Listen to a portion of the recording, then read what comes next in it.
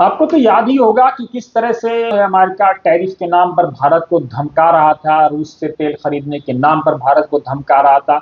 लेकिन अब जैसे ही ये खबर आई कि अमेरिका ने 30 दिन की छूट भारत को दी है, अब उसके बाद ईरान को अमेरिका पर हंसने का मौका मिल गया कि 15 दिन से भी कम की जंग अमेरिका झेल नहीं पाया।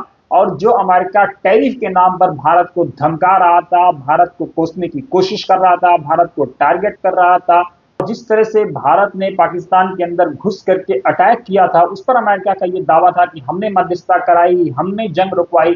आज उस अमेरिका पर ईरान हंस रहा है कि 15 दिन से भी कम की जंग में उसी देश से तेल खरीदने के लिए भारत को परमिशन मिली है जिस देश से तेल खरीदने के नाम पर भारत को टारगेट किया जा रहा था।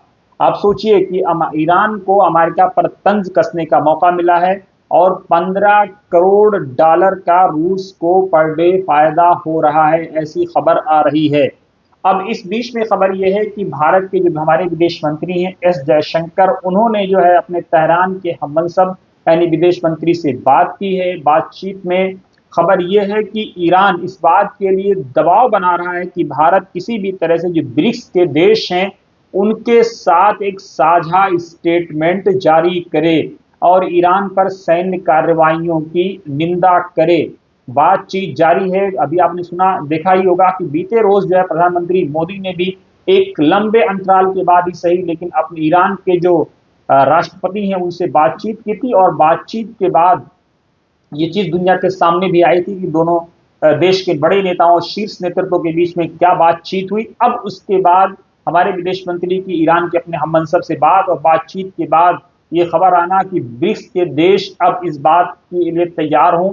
हालांकि जानकार ये मान रहे हैं कि ये इतना आसान नहीं है ये स्टेटमेंट जारी करना, साझा स्टेटमेंट, जहां ब्रिक्स के देशों में अगर आप देखें तो एक तरफ ईरान है, भारत उसकी अध्यक्षता कर रहा है, सऊदी अरब है। तो इस तरह से आप देखें तो बहुत मुश्किल होगा, कैसे इसको मैनेज किया जाएगा, क्या होगा, किस तरह का बयान आएगा।